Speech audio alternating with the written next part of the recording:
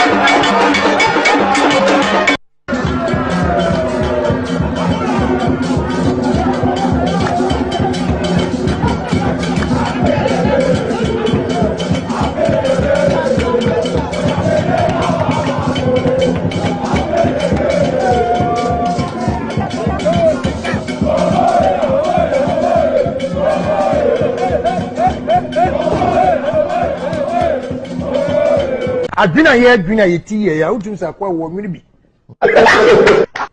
Akoye mama, awedi akoye fada, kofre jani moda, misi akoyo. Part 1 poni ona part 2 dia ya ho. Arodi ba jisi anu, ajapadi anu abro. Ami husu.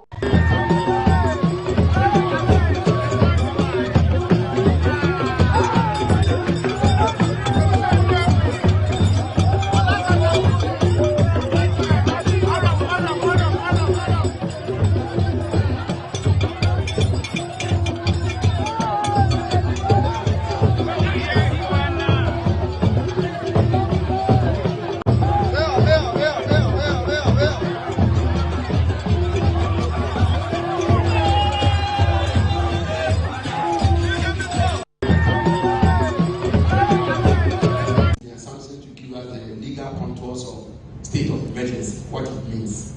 And as all of us will appreciate what is being called, and the fact that we should ban mining in forest reserves and we should prosecute illegal miners. I think there was a fourth one. The fourth one is one. Special court. Yeah, setting a special court. Let me begin by saying that the comments and interventions of TUC, UTAC, professional bodies, unions, journalists, and Ghanaians are not to be dismissed. That's why we should begin from. You should listen to them, and those are views that they have analyzed and put forward.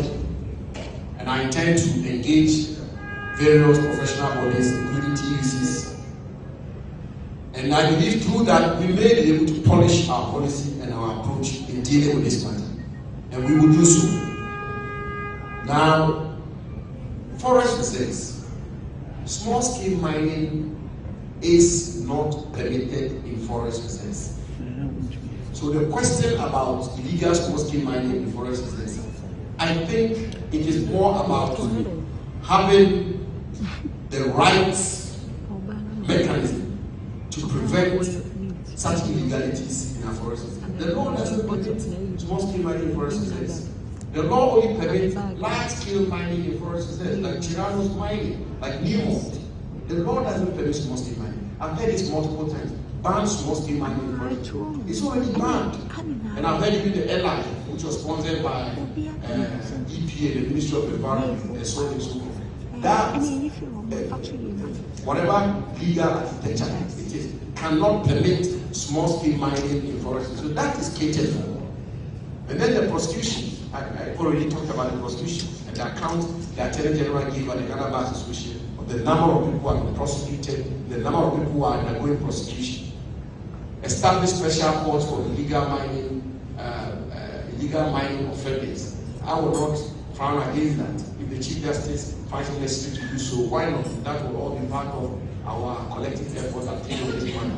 I think the Chief Justice can examine that. The only way we can make progress, the only way we can make progress when it comes to the effective utilization, management, and exploitation of our natural resources, and the only way we can make headway with this matter of illegal small-scale mining and all crimes for that matter is for us to have the courage and have the bold to say as it is. To say as it is. To say as it is. Because if we don't say as it is, then we even also we raise the tendency of people somehow thinking that we are making things up, or that we are being populist, or that we are grandstanding. No. So if you had such a report, I would have expected that you brought it here and said, Mr. Minister, this is a report, national security report, and Mr. A, Mr. B, Mr. C, Mr. D are involved. Then we are talking. Well, you can finish with it, but even that, publish it. If it's an authentic report, why not publish it? If a journalist has come across a report, and indeed it is authentic, a national security report that is authentic, and it can stand scrutiny and be known to be authentic, and ministers of state, high-level political activists are involved in illegal mining, and you, the journalist, you keep it just in your car. You yourself, I should say that somehow maybe you are not helping. I don't want to say complicit, though, that would be too harsh a way, but then you are not contributing to the fight. You should put it out there. Minister A, B, C, D are involved in illegal mining. These are their companies, their shareholders, these are their fronts, these are this, these are that. And you put it out there. That is how we can make progress. We cannot be in the realm of Akeake. No, we should confront that. Now, I'll conclude with Mr. Okatechie and his issues to do with Ghana Police Service and the fact that he has no confidence in the Ghana Police Service too. There have always been two main school of thought when it comes to the extractive sector. There is one school of thought which is the environmentalists, the extreme environmentalists, conservationists, and it is so even in America. Yesterday, if you watched the debate, you heard about fracking and all of that. It's really part of it. There's the extreme environmentalists and conservationists who say, do not touch the environment in any form or shape.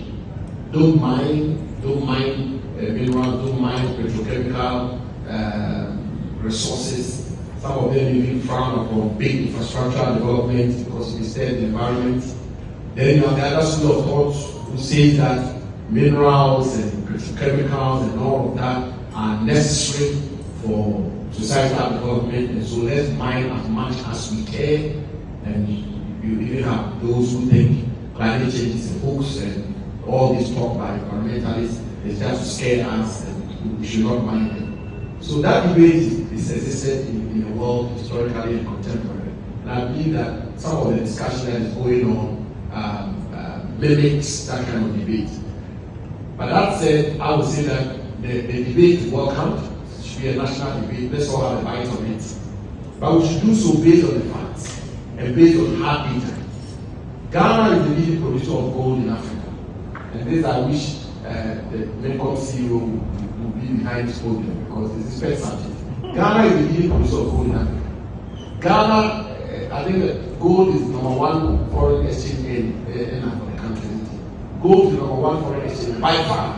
If you put cocoa, petrol, what have you, we put all of them together, gold alone. It's the mining sector of gold alone.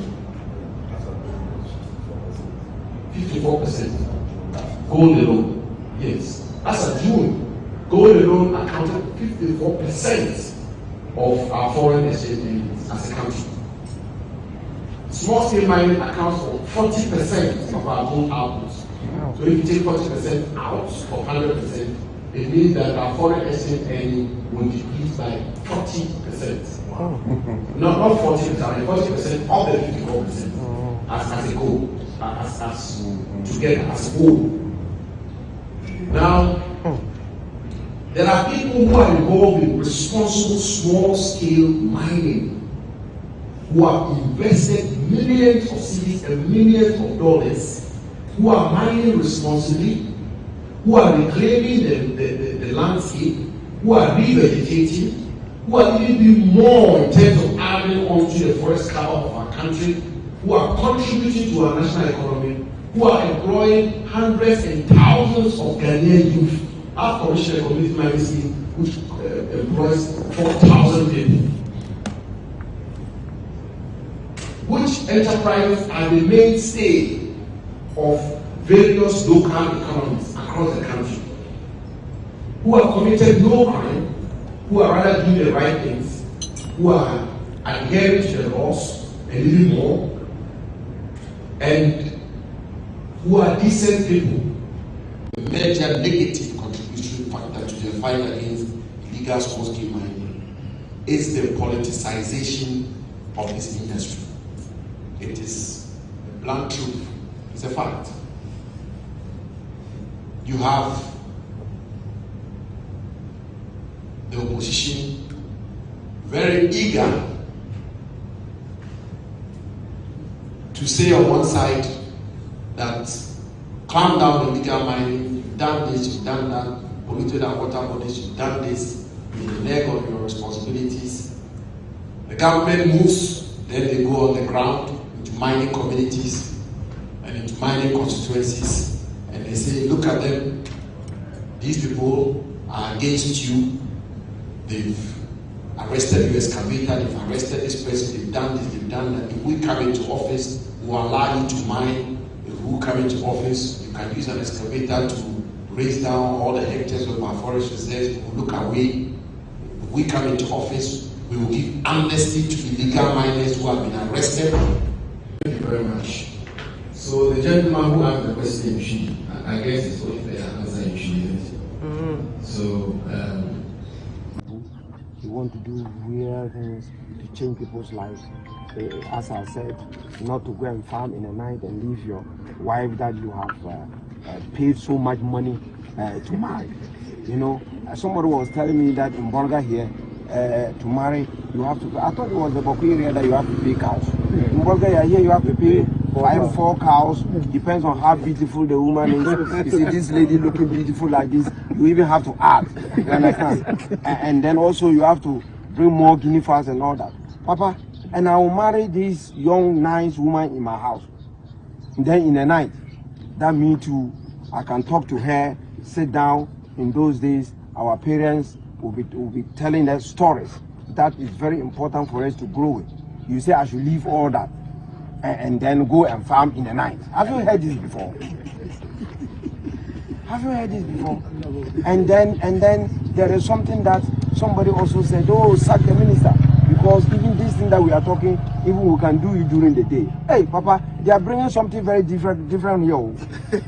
We have always been sleeping with our wives in the night, not during the day. Me, I grew up, I'm a local boy.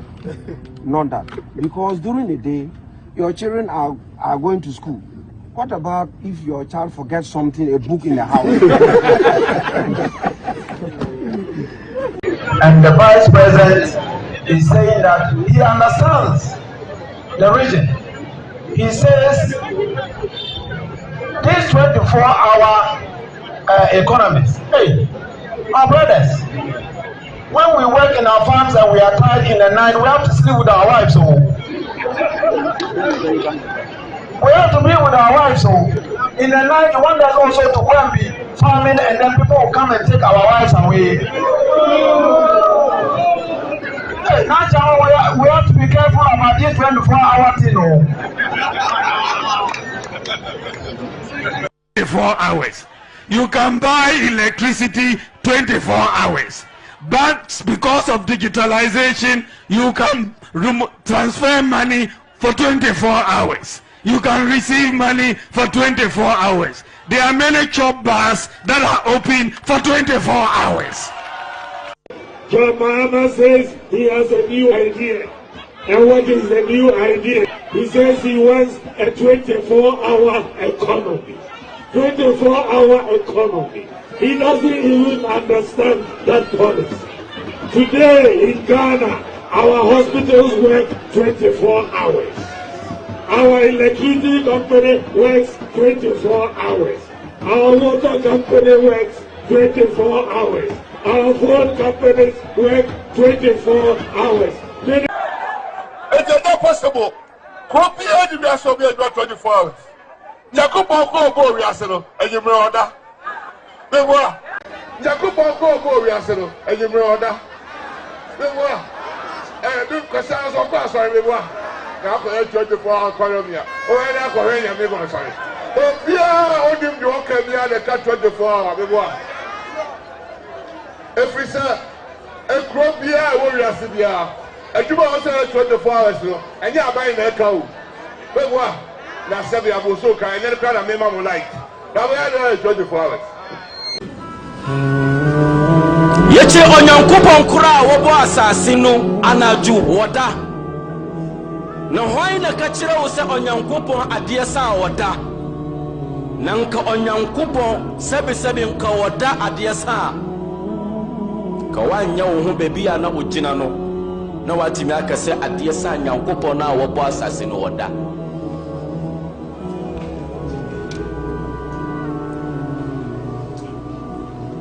Jama'a maganganun da ke faruwa da su Allah ke kama mu, wallahi da su Allah ke kama mu. Allah ya gaya mana onyan kupo na kacilayin ewa ciro kurun Qur'anu mu. Wasi Allahu la ilaha illa huwa al-hayyul qayyum la ta'khudhuhu sinatun wala nawm له ما في السماوات وما في الأرض. الله أكبر. من ذا الذي يشفع عنده إلا بإذنه. الله أن ينكبون لا تأخذه سنة ولا نوم. ينكبون كسا ونوندا نووا بجنا كسا What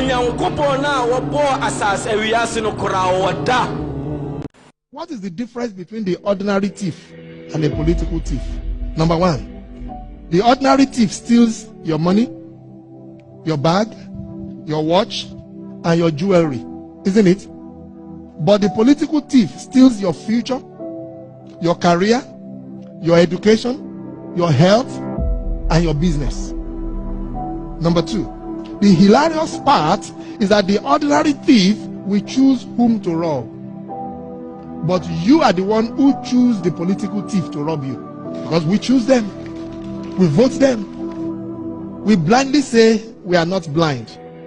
Who is deceiving who? The ridiculous part of the whole issue is that we will fight to defend and protect our belongings from the ordinary thief. Is it not? But we fight each other to defend and protect the political thief. Is that not what we do?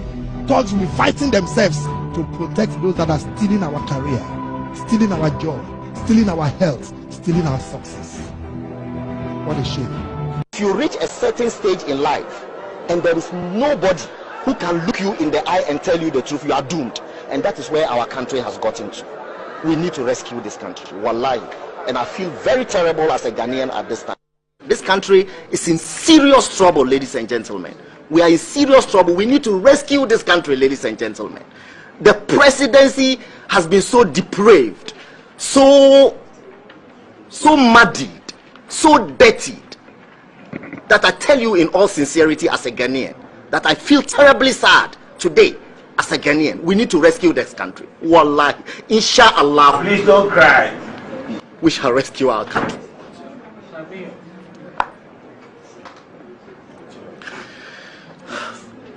Government is broke, government is broke. But people are spending billions to go inside the government that is broke. Have you ever seen a minister who resigned because government is broke before? Government has no money. Have you ever seen a governor who said, ladies and gentlemen, when I was elected, I thought the government had money. Now I discover government has no money, I resign. Have you ever seen it? Government has no money, but they are bringing money out at election time. Where is that money coming from? So they are lying. What is happening is that there are two types of wicked people in government. Type 1, they eat current money. Any money they find in government, they will eat it. They are wicked about that one. There is type 2. Type 2, they eat current money and future money.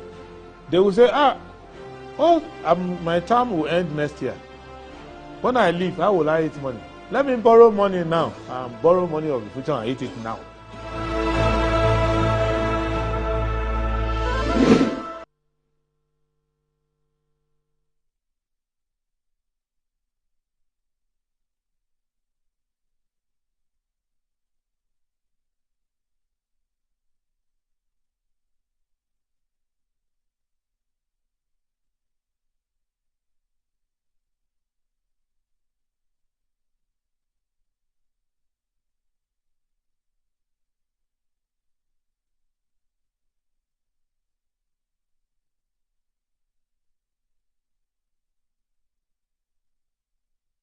Right, hello, good morning and welcome to the show. This is Good Morning Ghana live on Metro TV. It's a Friday, the 13th day of September 2024. By His grace, we're live and we're here. We're at another edition of the show. Our gratitude will go to the Most High God for the rare privilege of being alive and, of course, the opportunity of having another conversation around the top stories making the rounds here in our dear Republic. I'll let you into our panel for the morning's conversation shortly. But let's take a look at the front pages of our newspapers. Daily Graphic. Trust EC for credible register. Deputy Chair assures political parties. Will reopen discussions on handing over mission schools. Mahama. Fighting Galamsey. Marshal security to eliminate menace. GPCC urges government. Rent control launches digital platform to address loopholes. Constituency Watch. Sunyani East. History favors NPP. The Ghanaian Times. Boost for road construction. President inaugurates $40 million bitumen plan to help reduce cost of imports. PNP flag bearer unveils vision for Ghana. Plans to introduce price control measures. More childhood cancer cases remain undiagnosed and untreated. Dr. Tego. 3 more presidential candidates filed nominations to contest December 7 polls. Daily Guide. 2024 elections, Bawumia Mahama go neck to neck. NDC, rebel leader in court arrested. Government sends police and military to Galamsey sites. Nana opens $40 million bitumen plant. The new weekend crusading guide, fight against Galamsey, Mahama double speak. 2024, not only will the new NDC administration ban Galamsey, but we're also going to arrest and prosecute the Galamseyers. 2022, question the incarceration of Ghanaians for mining offenses. Ayoko Botwe dazzles at Commonwealth Secretary General debate. Hybrid pitch is the solution to our stadia problems. Blaze Investments tells Sports Ministry. Anglo MP in trouble over alleged age fraud, but denies even my elder brother was not born in 1969. Trust us to correct discrepancies in provisional voters register. EC implores NDC. Rent control department digitalized. Dr. Prince Hamid Amma touts government's efforts to modernize public service delivery. Full text, the decree of the Most High God to the people of Ghana. The insight, mental health crisis looming as MHA reports alarming surge in suicide rates for 2024. Election 2024, lawyer E-Code partners Alan to wrestle power from NPP, EKOD, okay, from NPP and NDC. 3 land guards with ties to Odainto family arrested for allegedly attacking police officer at Comet Estates. Ghana Integrity Initiative, CDD, others launched new monitoring mission to check campaign spending, vote buying, abuse of incumbency, and all. In bid to occupy and cleanse the crime scene, Alliance for Restoration of Civil Rights embarks on protests against IGP, CID boss, and demands RTI report within 7 days. Oko van der Poel files nomination, predicts massive win for Mahama and NDC. The Informer. Government, Mahama, urge caution, reject total ban on mining. NAPO reacts to disinformation, deflates doctored viral video on Galamsey. Alleged voter transfers, NDC claims false, EC. Hardships push suicidal rates up, mental authority reveals. Towards Kevin Road crashes, CSOs fight MPs over attempts to torpedo new ally. The Inquisitor. After plenty yabbies in 2023, improvised bullion vans operating, police personnel in fear. Politics of doctored videos and audios, Dr. Prempe heavily targeted. Corsa launches LED 2024 to 2029. NPP's Kuma files to contest Bole Bamboy seat. Small-scale mining not criminal venture, don't ban it, minus. The Herald. EC goes inconsistent on NDC demand for forensic audit. Wants meeting with opposition party but says it won't change anything. Colonel Abuaji warns of diplomatic row with neighbors over Cocoa Board CEO's accusation against Russia, Burkina, and others. Highlights of NDC and NPP manifestos on job creation.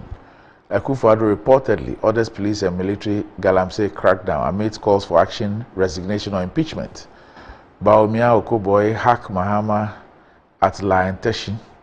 Ex-Black Star captain wades into Baba Yara Stadium crisis. Ghana playing abroad, national embarrassment. The Daily Statesman. $40 million bitumen plant for Tema. Akufo-Addo says it will boost infrastructure and industrial growth. Ayoko set to win Commonwealth Secretary General contest. Mahama vows to jail Galamseyers. 26th mining scheme to create 3,000 direct jobs. State housing honored for improved performance. The Daily Searchlight. Sinking the economy, part 12 of Ghana records huge decreases in oil revenue. Between 2022 and 2023, Ghana's revenue decreased by about $350 million. EC, NPP take on NDC over planned demonstration. Fight against Galamsey. Lands Minister seeks media support as government ramps up radical measures. Seshima Rural Bank records 121% increase in profit before tax. Let's intensify efforts to halt Galamsey activities to avoid future catastrophe. DJ to Ghanaians. The Ghanaian publisher, Bawumia's housing plan to partner private sector to address gap. Government to unveil 50 community mining schemes. Akufo-Addo commissions $45 million bitumen plant in Tema. Rent control department goes digital. Mahama vows to prosecute and jail illegal miners if elected. The Custodian. I'll jail illegal miners. Mahama flip-flops on Galamsey fight. Government to inaugurate 50 more community mining schemes. Akufo-Addo opens Gulf's $40 million bitumen processing facility. Rent control goes digital. The New Finder. $40 million bitumen plant operational. It will transform infrastructure landscape in Ghana and sub-region. Neglect of performing arts, critical oversight. Dr. Benaga. Stability crucial for business growth. GEA. Daily Post. NDC outlines reasons Ghanaians must join Enough is Enough demo. Arrest and prosecute Pius Ajide for openly admitting it took people to Australia for Commonwealth Games. NDC. Enough is Enough demo in all 16 regional capitals. 9 a.m. Tuesday, September 17, 2024. Business and Financial Times. MIF confident incubation program will transform subsector. National Livestock Day to promote industry's growth and development. Ministry of Food and Agriculture. First Bank pays courtesy call on Asantini ahead of Inshiasu branch opening. Goal SMB launch game-changing bitumen facility. Investor confidence in mineral exploration wanes. Rent control goes digital. First phase launched across nation. $250 million for energy sector recovery program is a futile strategy. The good old Catholic standard. Prioritize peace ahead of elections. Be angels to street children. Cardinal Texan. Stop Galamsey now. No more lip service. Bishops to government. 10th National Sacred Heart Congress held in Tamale. Editorial: forensic audit of the elections register is very necessary. That's the good old Catholic standard. We're back shortly.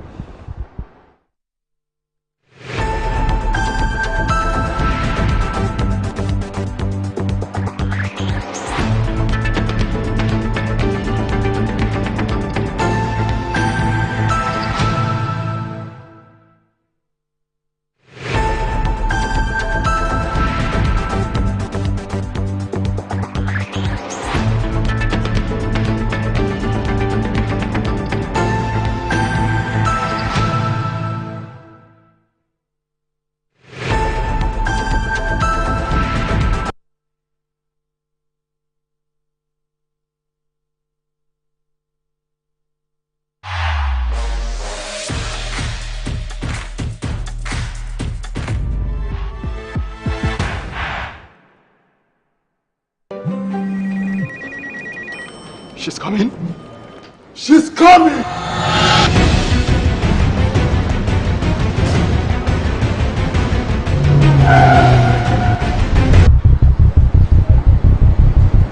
Oh, it's in. Right now, receive now!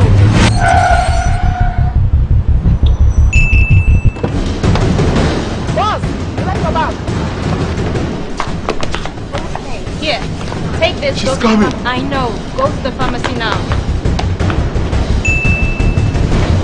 She's coming! Oh.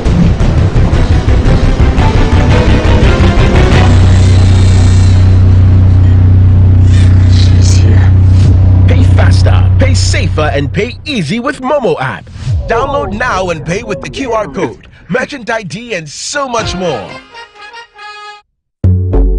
In today's modern world, stairs are a challenge, especially for our elderly and those with health concerns. Navigating them can be difficult and even dangerous, but there's a safer way to move vertically. Lifts and Elevators Limited Company, your answer to a more accessible and secure vertical transportation. Our elevators and escalators, including top-of-the-line pneumatic vacuum elevators, Fuji elevators and escalators, offer a safer and more convenient alternative, eliminating the risks of stairs and enhancing accessibility for homes, businesses, and hospitals. Choose safety and convenience with Lifts and Elevators Limited Company. Elevate your spaces today. For more information, visit our website at www.elevatorsgh.org or call now on 0200-535-515. Lifts and Elevators Limited Company, the elevator people.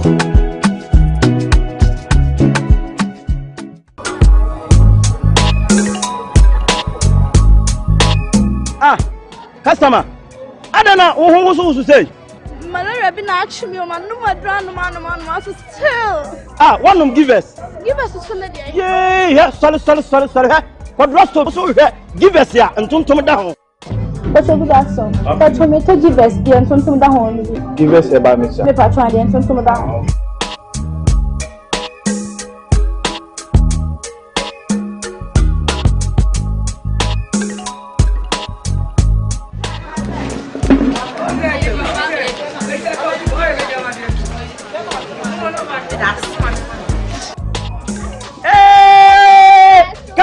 Customer.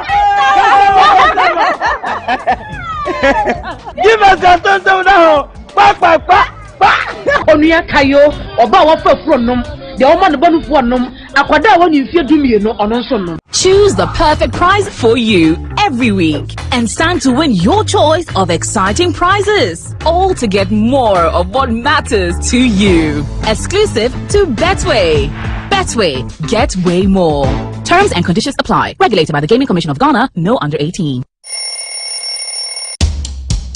Anti-cavity, gum protection, brighter teeth, and fresh breath. I'm a fair missy way. Prepacho Bantama. Matias.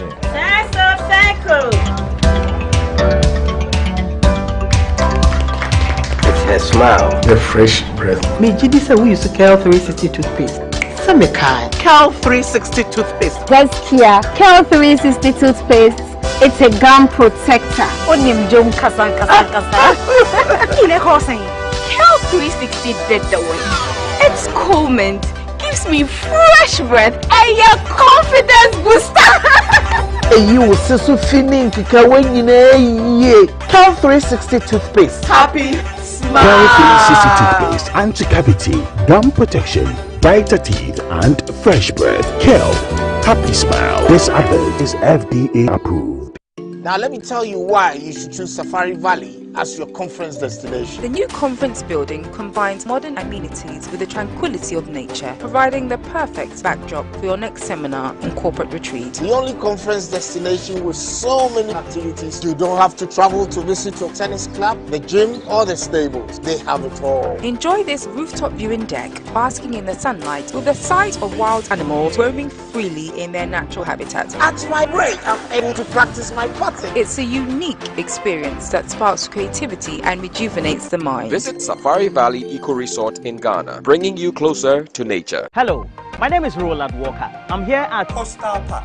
It's one of the many courts belonging to estate masters, and they are into service plots, property management, and luxury homes. And just in case you want to make that decision to invest into a landed property, estate masters is the right choice to make. If it is from an indenture, a site plan, you want it also barcoded, all is available. You might have heard about Chopoli. It's where we have the next cottage of estate masters. It is not only one of the thriving, but the most inviting landed property site for you also to invest in. We encourage you, do invest in the next cottage at Chopoli. It is just close to the yet to be demarcated airport. That also will be a valuable property for you to invest in. Hey, Walambo! Hey, Walambo! Hey, I asked him to buy me original Polita. Hey, please don't make mistake. Stop the papa. Open the back man. And ye Polita no girl. Ya yatunde. Hey papa. Papa, can ruffle. The Polita is original, the first and the best. What is? Ukota also for dear acrobat using it. Polita, yes. The luckiest. Star 712 hash. Luck is everywhere. 8K. Hey, you get an 8K. Get that packing from your man. One lie. Hey, wait. You go put it on his tab. This is my man. Good luck. Hey, go with you. We are star 712. I'm on dialing the magic numbers. Star 712. Now welcome to the luckiest. And I'm with me at home ticket. You can buy for yourself or your loved one. Mommy, tell mommy who's here. You're buying for me, right? Or who else? Oh. Let's choose buy tickets for others. Love you, boo boo. Maybe straight to option 4. Now, you need to buy tickets worth 50 Ghana to qualify. Yes, you can buy random or preferred tickets. I'm choosing random tickets. Listen, if you buy the random ticket, the system chooses a random number for you. But if you buy the preferred, you get to input your own preferred 5 digits. 5. Baby, give me your 5 numbers. And how much are we buying? Babe, look at the body and buy you. With your body, Hey, never. Tread cautiously. Now follow the prompts and confirm. Now the luckiest. The luckiest is regulated by the NLA on the Caritas platform, not for persons below 18 years. T&Cs apply.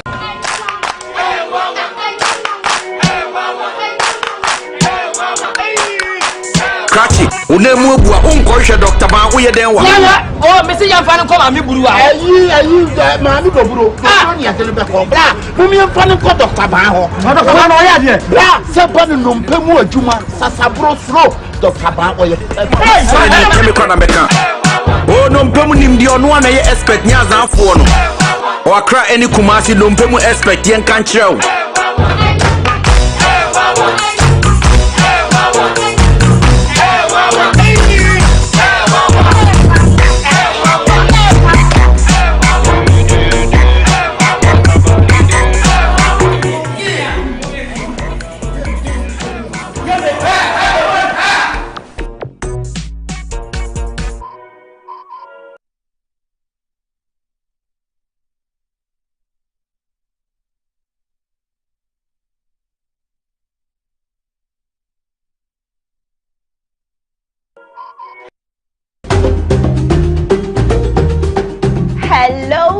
lovers, join me every week as we embark on a flavor-filled adventure with special guests from different African countries. Today I'm bringing the taste of Egypt to your kitchen.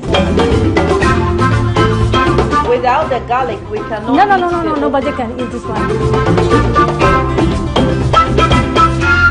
I bet you're eating this alone.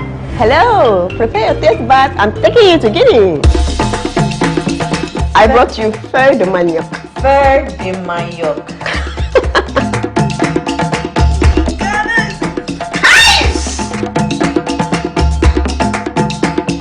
Oui, allez laver les mains.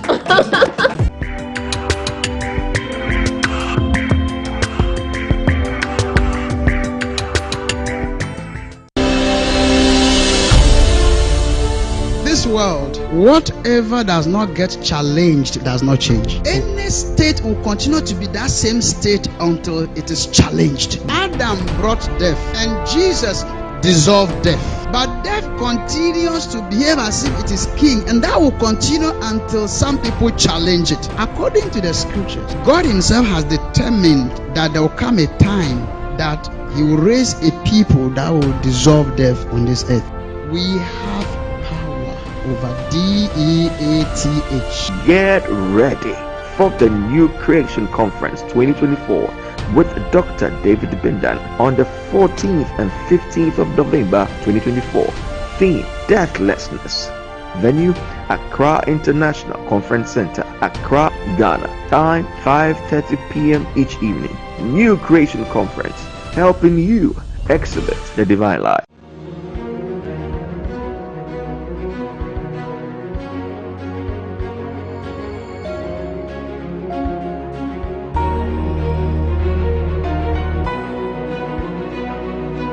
Dear Ghana, I write you this on the year you have to take the most important decision of your life.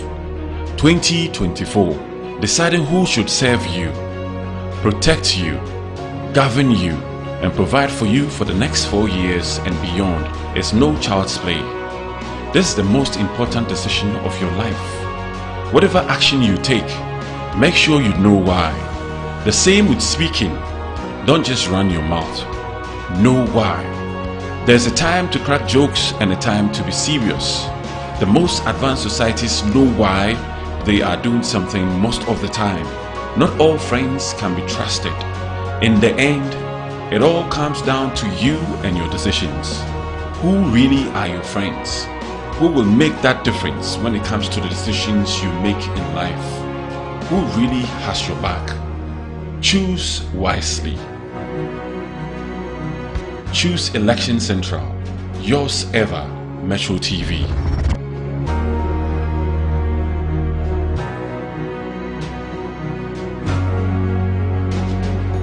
This week on the Gen Z show, we dive deep into Ghana-Niger Connect in recent times. There's nothing wrong if I'm doing my job and you want to appreciate me. If you walk in here right now, you go like, hey Paizo, I like how you are doing this. Take this.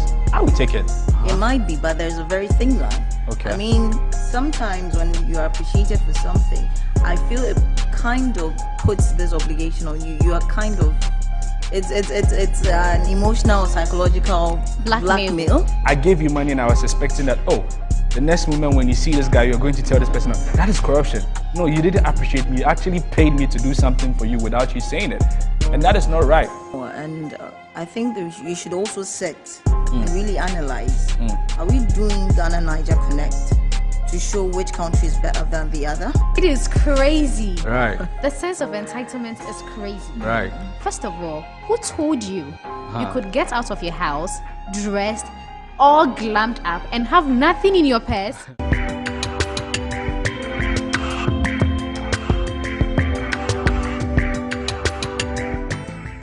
Ignite Media Group, operators of Metro TV, Original TV and FM, is looking for volunteers in all 276 constituencies for the 2024 general elections. The volunteer must be over 18 and must show ability to report on the elections. A first degree in any discipline will be an advantage. The suitable candidate must also have some equipment, for example, a phone to report with. If you satisfy these, please contact 0545 734637 0545 734637 or send an email stating your constituency to bnamfo@metrotvonline.com. Huge opportunities await you.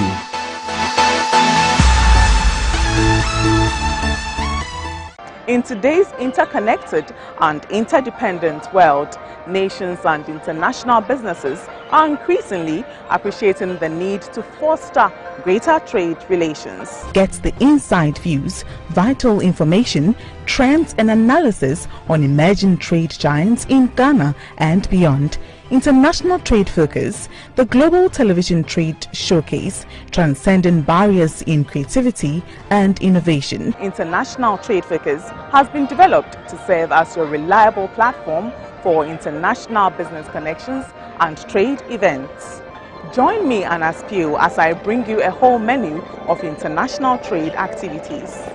International Trade Focus, your timely business hub. International Trade Focus is brought to you by GOL, ADB, Pediastic Valley Resorts and Public Elegance.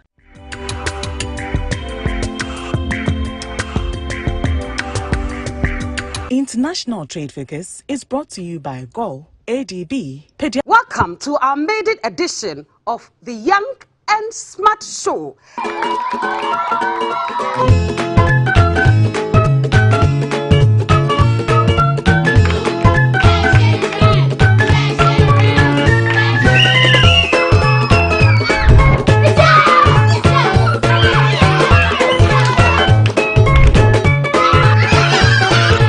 I can sing than everyone. It can do everything, but not everything. My father was an importer from that country because he always jokes for me to laugh. And we let you are your night.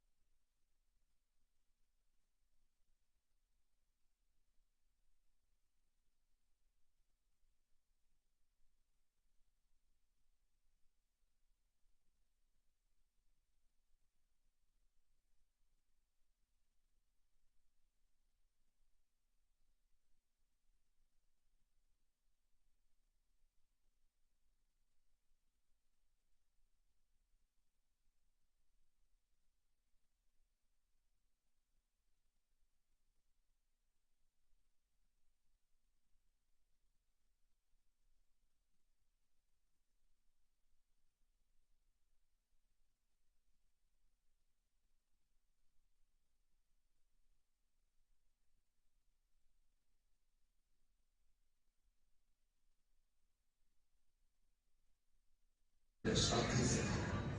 There is one school of thought which is the environmentalists, the extreme environmentalists. They are something to give us the legal contours of state of emergency, what it means.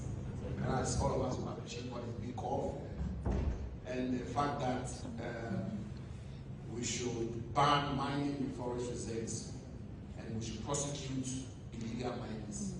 I think there was a fourth one. The fourth one is one. Yeah, setting a special court.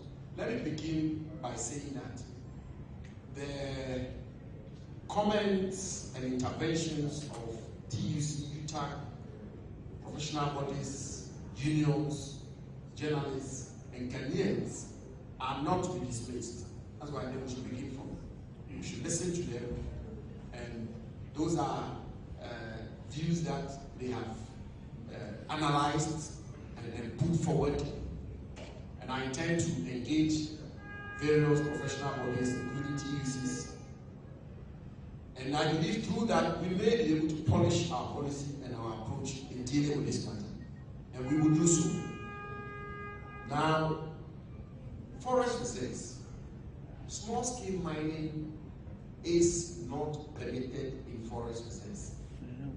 So the question about illegal small-scale mining in forest reserves, I think it is more about having the right mechanism to prevent such illegalities in our forest reserves. The law doesn't permit small-scale mining in forest reserves. The law only permits large-scale mining in forest reserves, like Chiranos mining, like Newmont. The law doesn't permit small-scale mining. I've heard this multiple times. Ban small-scale mining in forest reserves. It's already banned. And I've heard even the airline, which was sponsored by EPA, the Ministry of Environment, and so on and so forth. That, whatever legal architecture it is, cannot permit small-scale mining in forest reserves. So that is catered for. And then the prosecution. I already talked about the prosecution and the account the Attorney General gave at the Ghana Bar Association of the number of people who have been prosecuted, the number of people who are undergoing prosecution. Establish special courts for illegal mining offenders. I will not frown against that if the Chief Justice finds it necessary to do so. Thank you very much. So the gentleman who asked the question, I guess it's only fair answer in isn't it? So my friend from SYZ, he can read us. Now they say we'll be signing. Now, she want my essay. Said, on my premier for I don't know sign. Someone they took down for me. Now, and I'm saying, 80 mountain. And I may come to see and say, my fire again, she said, and I see seven LPPSM and I NDCSM.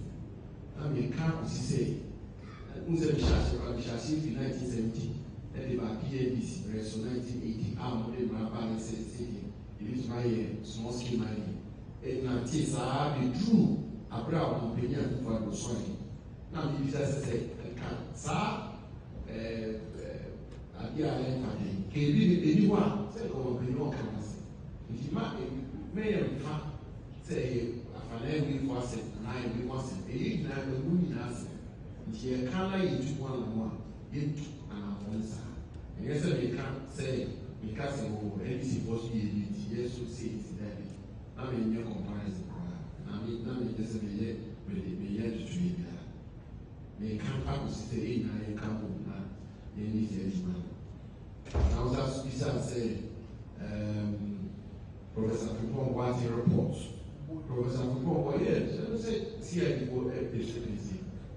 And no reports on the line, only for CID. I'm a CID for efficiency. CID for efficiency, a home to transfer the children. Who so from Siana, who will say, CID for a comprehensive investigation on the reports they are putting. Some of it will have to come what are in the Amon Salomon. Tell you, can't listen. Now, we should both one. Say, why they watch you now? Then I'm actually saying, and they will call police for no police one ship. Now, the crane will not be for their mission. And no mind that. Now, they catch what we say. So I'm penny, I saw the presidency. He's put his presidency on the line. Now, I can say it was custody. We don't miss self, let's sell now, let's sell them a teaching contraction. I know why they be a report of where they are not for people. So, when you know, obviously, like I said, many with the presidency at the line. And no what they say you may be a meeting, say no crap, and a member amount for 2 years one. Ladies say, there's an American saying, so American saying, I put my presidency on the line. It means that come what may, down the consequences, I will receive this power. Even if it will cost me my presidency, that doesn't mean I put my presidency on the line. It's not so much that if I fail, impeach me or something so. And indeed, the president put his presidency last week, and that review is complete. We had a very extensive deliberations with all regional ministers this morning, and I'm just coming from a meeting of the National Security Council, which was chaired by the president, and a thorough review has been done when it comes to the matter of small-scale mining. First is that we should encourage this discussion, because I think, because the reports we are getting is that the discussion in and by itself seems to be yielding some result, even if it's even if it's minimal. Like the fact that it's being talked about, people are very much on the lookout. Second is that we've put in enforcement measures, as I say. We have also noted comments from the NDC alluding to ghost names in the register. We are aware that there may be dead persons on the register because several persons die each year. One of the key purposes of the exhibition exercise is to allow relatives of the dead to initiate the process of expunging their names from the register. The NDC indicated at the meeting that it had identified some 50,000 persons who were dead on the register. The Commission once again requested the details of the 50,000 dead persons and assured the NDC that it will work with the District Assembly and Birth and Death Registry to expunge the names from the register. As with the data on the discrepancies identified by the NDC, we are yet to receive the list of the dead. The Commission strongly believes that the surest way to attaining a credible and robust register is not through demonstrations. There is simply nothing to demonstrate about. This is because the Commission has repeatedly requested the data on discrepancies from the NDC to no avail. We are of the view that the stance taken by the NDC will not produce. Right, welcome back to the show. If you just joined us, this is Good Morning Ghana live on Metro TV. And just to tell you that it's been an awesome journey with Momo from MTN. 15 years of ease, safety, and convenience. This is definitely worth celebrating. That's why the Momo at 15 Rewards is here with amazing cash prizes to say thank you. Send money to an MTN Momo user or make payments to an MTN Momo merchant at no cost whatsoever, only on MTN. So go and download my Momo on App Store or Play Store to enjoy this. Just Momo it everywhere you go. Terms and conditions apply. And if you're thinking of getting that toothpaste that will take care of the entire family and save you some money, the recommended family toothpaste is Kel 360 toothpaste. It's approved by the Food and Drugs Authority. Kel 360 toothpaste provides you and your family with all-round dental protection throughout the day with freshness. Kel 360 toothpaste is good for kids, children, and adults. Let your family be a proud family when they step out by constantly using Kel 360 toothpaste. Kel 360 toothpaste brightens your teeth, prevents cavity, and with its cool mint gives you fresh breath throughout the day and protects the gum from decaying. For consistency and quality, use Kel 360 toothpaste. It's another product from Samara Company Limited, producers of Sasso. It's available in all supermarkets, malls, and provision shops. Call Samara Company on 0246 864 798. Kel 360 toothpaste, happy smile. So with me on the show this morning, I have the Vice Chairman of the Baumia 2024, Nana Akomia. Nana, good morning. Morning, Randy. Welcome back. Yes, thank you. Thank you. Also with me on the show this morning is the Chairman of the Government, in fact, the Chairman of the Assurances Committee in Parliament, who's also the Member of Parliament for the Northern constituency, Chairman Samuel Okujeto Ablakwa. Samuel, good morning. Hi, good morning, Doc. Good to see you. Good morning, Nana. Morning. You know I had forgotten his chairman. How can you forget? It looks like the last 2 weeks he hasn't hauled anybody else before the committee. Is your committee on a break? No, we're doing some field work. Field work? Yeah. Hey. Yeah, so we'll be putting out those details soon. When you say field work, what do you mean? Our work is not only to have hearings. Okay. Sometimes we are to really get to the ground. To physically inspect. Physically inspect. Okay. And appreciate exactly what is going on, whether what we have been told translates accurately on the ground. So we're doing quite a number of work in that regard. Yeah. The work of parliamentary committee involves visiting sites to find out the work. So where have you been? We because it's in progress, we don't want to talk about because some are surprise visits, and we don't want to disclose that now. Yeah, but let me say good morning, full combination. So he launched his campaign in the morning, and then by afternoon we all walked with him to go file. And we took Hohoe by storm. I mean, you should see the photos. Really, really massive. It was a mega one, and I'm sure this morning the Honorable John Peter or Jean-Pierre Amewu is shivering. Which one is the Jean-Pierre? Shivering in his boots. That's the French version of John Peter. Yeah, that's really okay. Yeah, he must be shivering in his boots. And as I said during my speech, he should be preparing his handing over notes. He's clearly a beneficiary of political gerrymandering, midnight gerrymandering.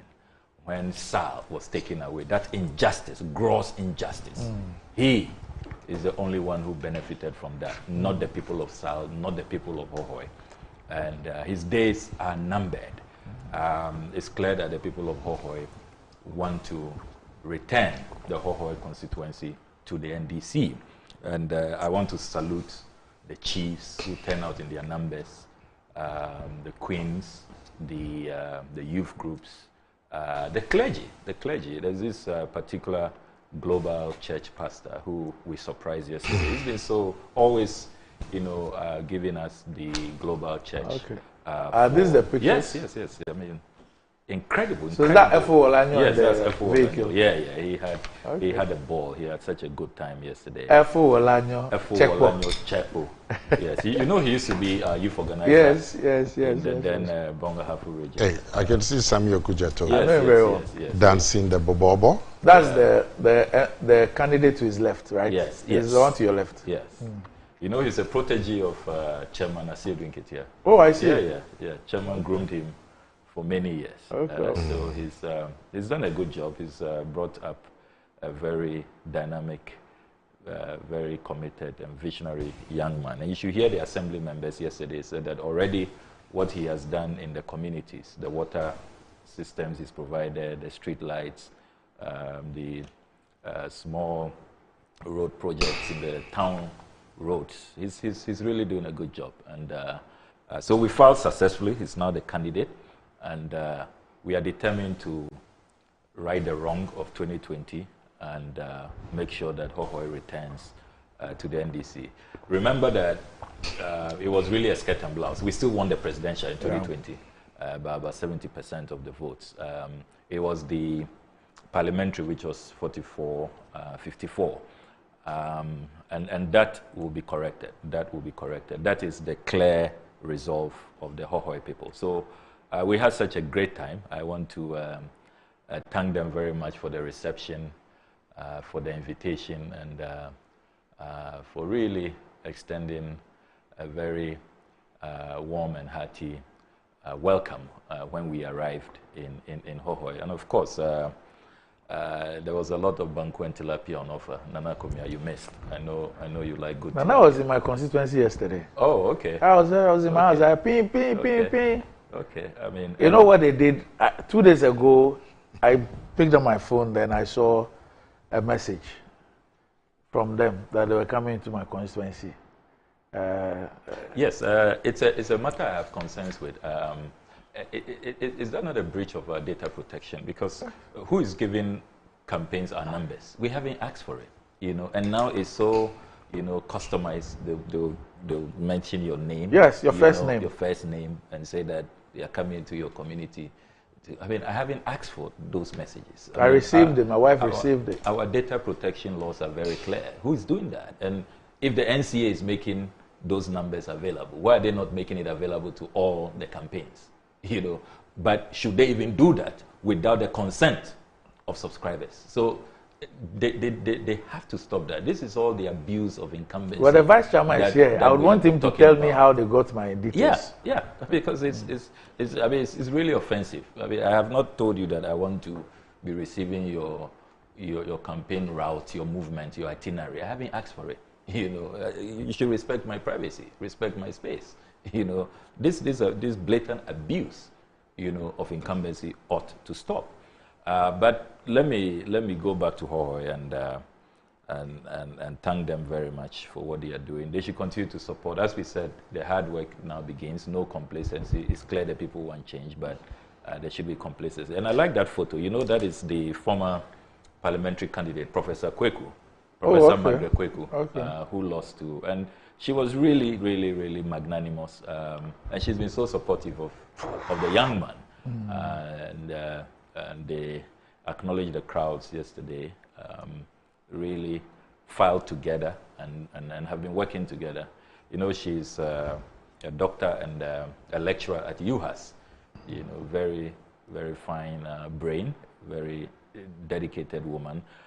In terms of her love for community and the community intervention. She has a foundation and they do a great job in Hohoi. You know, she was also the MCE under President Mahama. Okay. Yes. So Professor Margaret Kweku has done a lot for Hohoi. It was good to see her out there, you know, supporting her successor. So Hohoi was really beautiful, really, really beautiful, and I want to have you filed? Celebrate them this way. Yes, I filed on Tuesday. You filed quietly? No, it was quite with some circumstance and some fanfare. We filed under the reins. Interesting. Okay. So this year, are you getting 100%?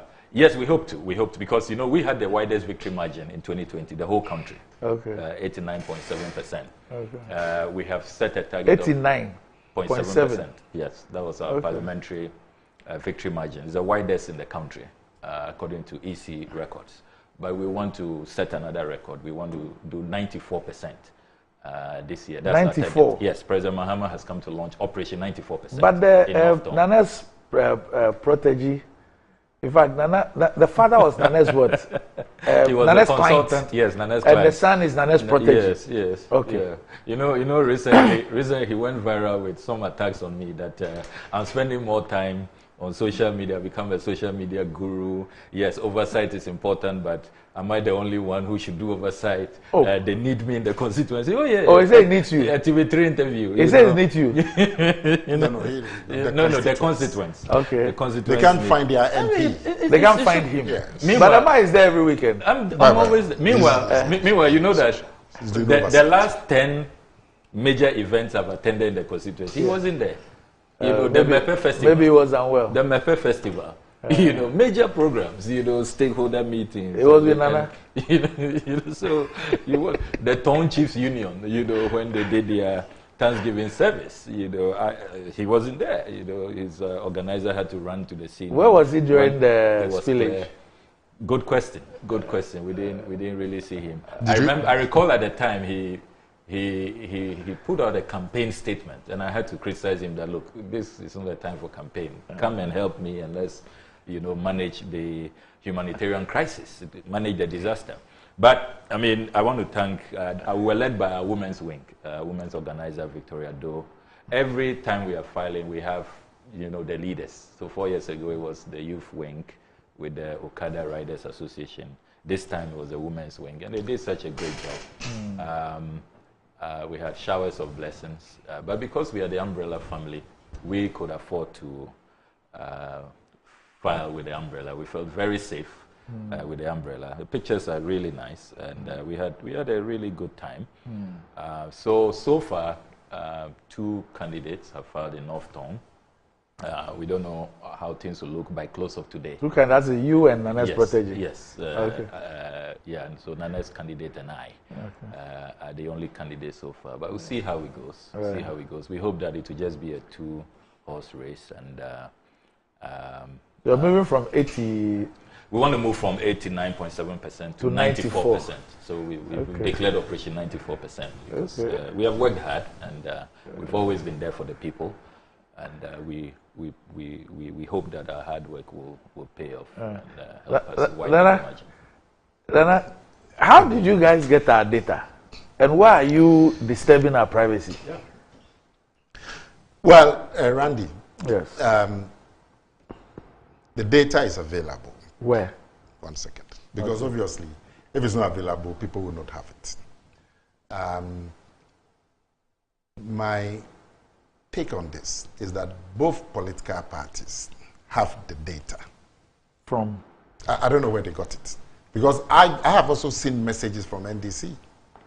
To people? Yes, to people. So I don't know how the 2 parties managed to get it. I can understand with the new voters, because with the new voters, the party agents are there. And one of their duties is to get the contacts of the new voters. But for the existing voters like you and myself, I don't know how they're able to farm for the numbers. Both parties, because I've also got messages from NDC. And it's something that we must look at in terms of the data protection. Yes. I mean, with the, like I said, with the new voters, the agents will come and ask you for your details. For what purpose? Why do are the people told that we're collecting this in order to send you? To use it. I mean, when you go, are you told that? Because I know that, for example, if you go on the internet and then people want to take your details, sometimes you're even asked whether you agree to be sent A, B, C, D. Yeah, all of that. If I go and register, and the NDC agent there comes to ask me of my particulars, I should assume that he wants to use it to maintain contact with me. That's the. So I don't know how the 2 parties have managed to do that, and we have to look at it. If it's not coming from their own efforts, but they are getting it from a database, we have to look at. You sure about the 2 parties? Because I haven't seen any NDC text message. I have seen text messages. Same thing, same format, announcing that John Mahama is coming to your constituency and blah, blah, blah. Same. I'll show you some. Really? I'll fetch some for you. Right. Now, okay, so Sami raised the issue of gerrymandering in Hawaii. I mean, my first surprise is that Samuel Kujato is telling us about the support that they have in Hawaii. Hawaii. Yeah, because Hawaii. Yeah, because due to your gerrymandering, we lost the seat. Hawaii, not Okankwe South or Okankwe North. And this is your stronghold. It's like me. Who is the current MP? It's like me coming to talk about some massive turnout at Asokwa. This is your stronghold. You lost guard. We had a candidate who was far versatile than your candidate. And the fact that that is the only constituency that we won in the Volta region shows you that the candidate that we had, who had been DC or MC for some time, and had been Minister of State and had done a lot. I have a message from your MC. That's how I describe him. So MC German South. Oh, how can he be my MC? No, it's the MC, current MC. Ah, okay. MC German South. It says, good morning. Please, John Mama is sending same messages. I received same when he was in the Bono region last week. I am the MC for German South. They already said so. And received same message for JDM. Now listen to this. Please, we should not rush in speaking to issues we have no knowledge of when condemning others. Now, he proceeds to send me the message. This is what it reads. Okay. Dear chiefs and people of Bono region, I'll be in your various constituencies to elaborate my vision and policies. Let's all vote for change to reset Ghana. He says this is what we receive before his coming and after his visit to the Bono region. But that's different. That's not a personalized message. No. It's different. It's different. No. Totally different. That's not what we are discussing. Can I? We are discussing personalized message. As a bulk message has been going on. You know, where they blast a bulk message. This is personalized. It shows that they have your details. They mention, dear Mr. Okujeto Ablakwa, I am coming to you. So it's different. Have you finished? Randy, what are we talking about? I'm talking about my data. No. Personalized information that is sent to me, my phone. Yeah, but this thing is sent to his phone. Yes. The one I got is sent to my phone. Yes. That's what we are talking about. Yes. Not the content of the message. We are talking about my information available. As for what they choose to write, that is secondary. But this thing was sent to his phone. His phone. He didn't go to some dashboard and see it. Sent directly to his phone. But bulk messaging is not personalized. For somebody to send messages to the three of us and to say, dear Randy, dear Nana, dear Sammy. Where do they send it? Where? To my phone? Yes. So they have my number. Yeah, they have your number, they have your name. You need to know the difference between bulk messaging and personalized. But why do you, listen, why do you get the bulk messaging? You have vendors who do that. Okay, so those vendors who have your name, won't they? No, they normally don't. It's just the number. You blast it. They just blast it. But the point is that it's a group thing. The point is that you have my number, my personal number, and you send. But you probably don't even know that this number is Nana Komia or Kofi Kwachi. Yes. But this one, the person knows that this is Nana Komia. For like I'm saying, we have to look at it. I do not believe that the Electoral Commission itself will be giving out. So for all you know, it's some vendors who are also specializing, moving from the bulk messaging to getting the numbers and selling them to political parties. Or probably the NCA. Which one is that? The National Communication Authority. Well, we should find out. I don't believe an official body will be doing that because of the data protection there. You see, so but now somebody has just sent me this one. This is also from Dr. Bamia. It's now a birthday message, which means that even your birthday is available. It's not available. So now on your birthday, they send you the birthday message with your name. No, I mean, it's got one? Totally going overboard. A viewer has just sent me one that was sent to her birthday. Because the voter list doesn't contain telephone numbers today. No. What was? No, the registration contains. But what was on SDC? No, the one is sent to. What was the one they has? But the registration, it contains your phone number. When you are registering. Yes, your phone number is there. Yes, there. when you are registering, yes, they ask for that. No, I'm talking of the one they sent to the political parties. No, that one I didn't see a phone number. The register sent to political parties don't contain that. Yeah, that one is just your voter ID so number. It is the police this is information and your name. When you're registering, your phone number is there and all those things.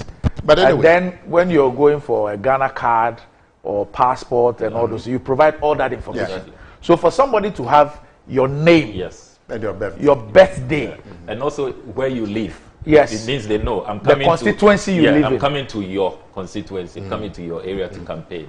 And your date of birth. I would not be surprised if some private people it's a blatant violation are harvesting of data protection and using it for people who need to market. We have to look at that. They have to come under the ambit of the. If somebody goes to court, these campaigns will be in trouble. Is it the same issue that? Is it Akatapori, Alolga, one of the Rollins? Yes, I think that in the last 2 weeks I've been reading. He has some issues with the EC about data invasion of privacy. Oh, okay. And that he's been receiving messages. Maybe I'll try and look for it. I think it's on the same. Yes, but why would he assume it's from EC? Okay, but I think we should look at it because to make sure that whatever is there, people harvesting the data to use for marketing and so on, that they fall within the data protection regulations. But Rand, what I'm saying is, Samuel Kujeto is so happy this morning about pulling a crowd in Hohoi. Yeah, why not? I don't understand. No, I mean, you've seen the photos. Listen, if it was the NPP that was pulling this crowd in Hohoi, then it's news. But not NDC. And the way he was going on about it and all of that and the posing and eating Banku and Fitrijishi and all of that for Hohoi. Oh, have you panicked that much? That Who is the current you are, you should situate this in the proper context. Are so glad that you can pull a crowd. Yeah, it's actually Alolga Katapori, and he's written to the Honorable Kandapa, the Minister for National Security, and the subject is urgent request to investigate for investigation into potential security risk stemming from voter data breach. And what has been the response? A lengthy. We don't have a response yet. I think that even followed up with a reminder early this week. Yes. No, I'm not be surprised if these private data harvesters are, cashing in on the political system and so on. So it's totally wrong, and it's dangerous, really, because absolutely. Where else will it go to? Who else would they sell it to? Because quite a number of our viewers are saying that they have your polling station. Yes. That's how come they're able to send it to you. So once there's the issue of the polling station, they suspect that then the data will come from the EC. Because it's only the EC that will have your polling station. I think the issue should talk to the matter. Yeah. Now, I mean, I don't have a problem if people are looking for data for marketing and so on, but it's just that it must come within the ambit of the data protection regulations. Yeah, and seek the consent of the, of citizens. Whether you want to subscribe to such a thing. Whether I want to receive or not. Exactly. Okay. Now, so this Hohoi things, I mean, your boss, John Mahama, recently, he was lamenting in the voter region about the inroads that the NPP has been making in that region. And John Mahama was literally in tears. Really? And was talking about, I'm going to look for the footage and give it to Annie.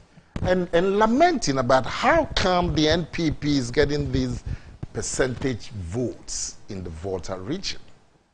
You haven't seen it? You haven't seen it? I was there. I campaigned with him in the voter region. Yeah, I was there. And he wasn't in tears. He was just speaking to statistics that the you're getting some little uptick. All right. If the tears is your problem, let me just rephrase. Yeah, he wasn't in tears. He was lamenting. He was lamenting. Lamenting without tears. yeah, without tears. Almost in tears. So you have John Mahama himself lamenting about the inroads that the NPP is making in the voter region. And Samuel Kujeto seems so happy that there is some huge crowd in Hohoi. For me, and anybody who's NPP, we will be reassured that indeed we are making action. Really? There's this young, vibrant young man there. Oh my goodness. Doing a lot of work. And a lot of work?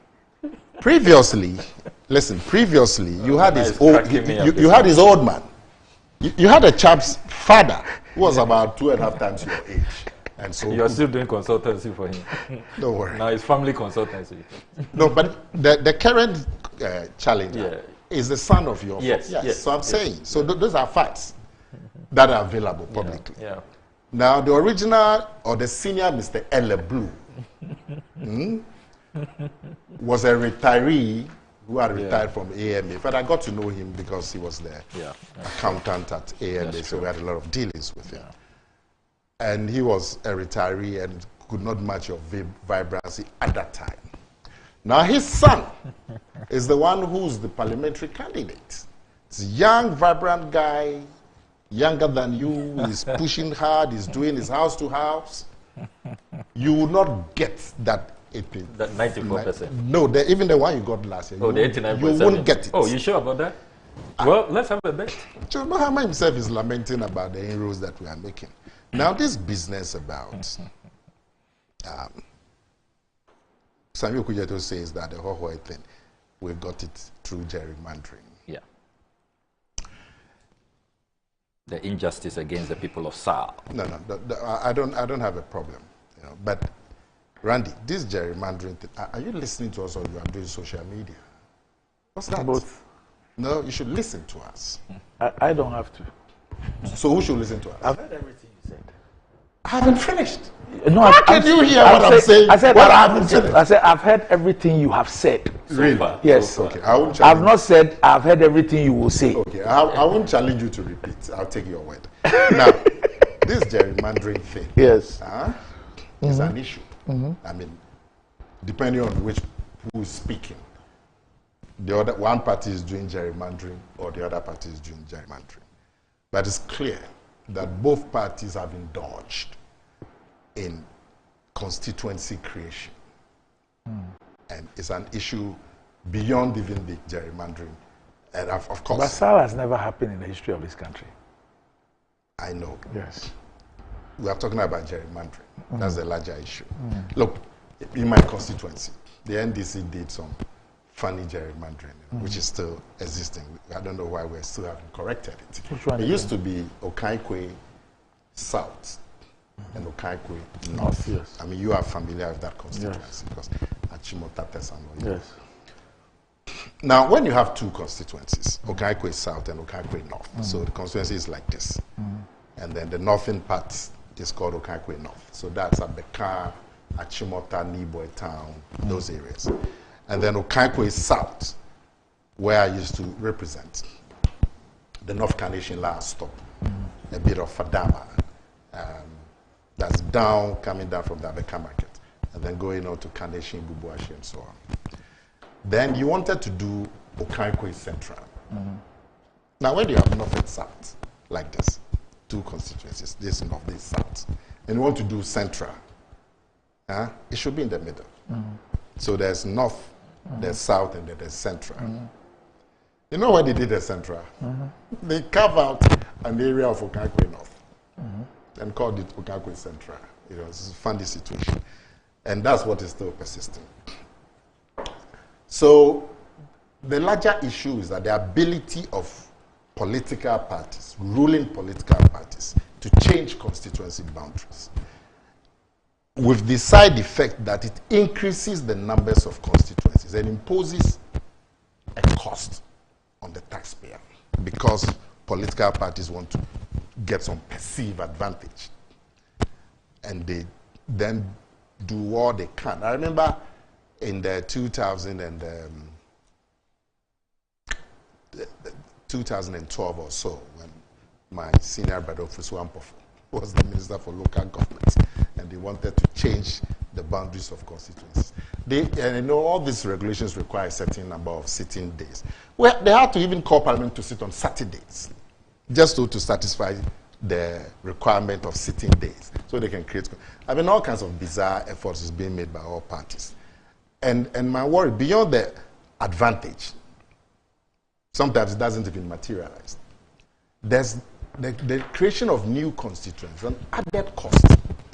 Since I went to Parliament, there were 200. Now there are 276 constituencies. Almost half, 50%. That cannot go on. Baumia has said one thing that I'm so happy about, that he's going to introduce legislation to stop this creation of new constituencies. Now, you know, there's the regulation, what the political parties come under. There's a regulation that says that a constituency should not fall between districts. So what they do is the ruling political parties will create a district. And so once they create a district, then the Electoral Commission is enjoined to create a new constituency. Now, Bamia says he's going to modify, change that requirement, and decouple districts constituencies. So you can still create your districts if that's what you want, but it should not affect the constituencies. And I believe that will limit our ability as political parties to do this manipulation of constituencies that we've seen over the years. Now, the Sami Okujeto talked about said we abused incumbency and where? At Hohoi. I think the SAL thing. You know, I don't know how can those three communities were excluded. I've still not understood the mechanics of it, you know, but the EC, it has the EC issued an administrative directive on the eve of the election. That those in 2020, on the eve of the election, okay, 6th of December, informing the residents of the three traditional areas that they can vote presidential, but they cannot vote in the parliamentary election. Why? Because of the same thing, that a district had been created and they do not fall, you know, the existing constituencies, they will fall outside the constituency or something. And also the new region, the OT region. Yes, the OT region, yes. That some there's some in Volta, some in OT. In OT, yeah. And so the SAP, yes, they fall within two regions. Yes, the four traditional, sorry, four, not three. The four traditional areas: Santrofi, Kofi, Akbalfu, Lolobi, and Likpe. Yes, the four. So on the 6th of December, the EC issued a directive that the people in those four traditional areas, they can vote presidential, but they cannot vote parliamentary. Why? Because they don't fall in a constituency? That's what the EC claims. That's what the EC said. Yeah. Because and these four had voted in the Hohoi, what was known as then the Hohoi constituency. That had been their constituency. So, and that's where they voted even in the presidential. So you mean the EC by a stroke of yes, administrative. Administrative. They can do that? I have asked for the law that empowered them to do that. Till today, nobody has said it. Yeah. But their presidential votes was added to Hohoi, not so. Yeah. Hohoi. Yes. Yes. Yeah, okay. I haven't quite, but now it's been corrected. But why have you people allowed the EC to get away with it? Oh, they've been in court. The issue has been in court all this while. Yeah. They've been in court. Yeah. Oh, recently the court said that they didn't have jurisdiction. After how many years? After more than 3 years. They said they didn't have jurisdiction. The whole High Court wasted the time. They said they didn't have jurisdiction. That's their ruling after the years. Yeah. So now it's gone to High Court or something? I don't know. But that has been corrected. Yes. Now the Guan constituency has been created. The Guan constituency. That's why you said 276. Yes. So but 276. But Samuel could just so that is why I was going to make the point that, you see, all of the gerrymandering and Akomia, recounted. Yes, we've had issues with the creation of constituencies. I also take the view that we have too many constituencies in Ghana and we need to cap it. However, at no time in our history, it's never happened, where gerrymandering leads to people being left out totally. You can raise issues about how it's being done, it's being capped for political advantage. Yeah, you are looking at where you are hoping that you will win the seat when it's done. But in all of these instances, throughout our history, never has it occurred that out of that gerrymandering is so crudely done, so unjustly done, that entire communities are left out.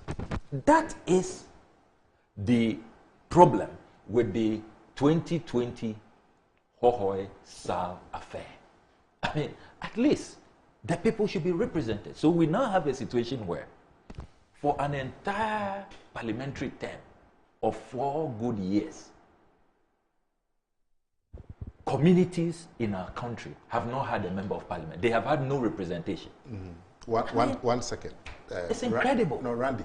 Yes. This SAL thing, that's what I was asking you about the mechanics of it. Yes. It doesn't look like it's got anything to do with government. But government created a district. You see, the EC, in their explanations, I'm trying to pull out, the Attorney General actually answered a question in Parliament on this issue. You know, I'm trying to pull out what he said. He even spoke about the fact that it was wrong. It was, the decision was wrong, it was unconstitutional, whatever. But the EC also blames, I filed that question. the EC also blames government's decision to create that new district. at the time that it created it. Government created a district when?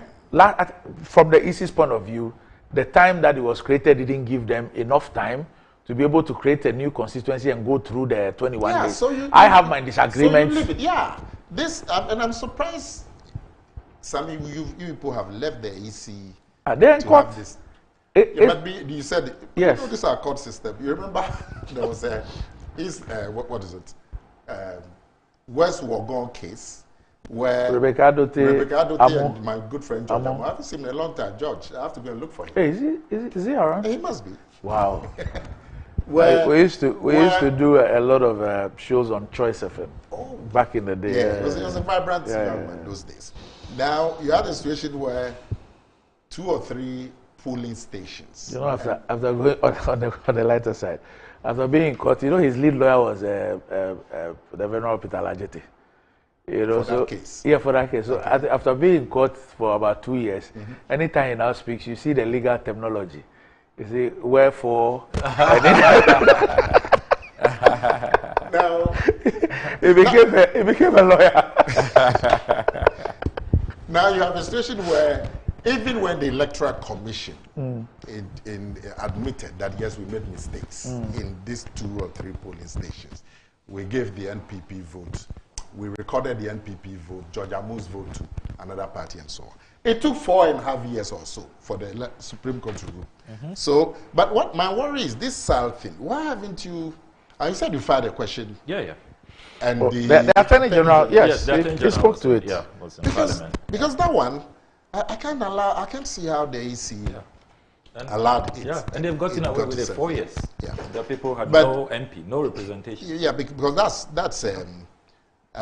that's totally different from the usual thing that Professor Isaac calls it the cardinal sin. Now, Randy, the 8th Parliament. This business that we're talking about, the data and the personalized messages. Now, I've been sent a message that President Mahama's team also sent, and they're also personalized messages. Okay. There's one, they say, Dear Clifford, I understand that the rising cost of hostels, data, school fees, and the overall cost of living, coupled with the fear of post-graduation unemployment, are making academic pursuits increasingly difficult.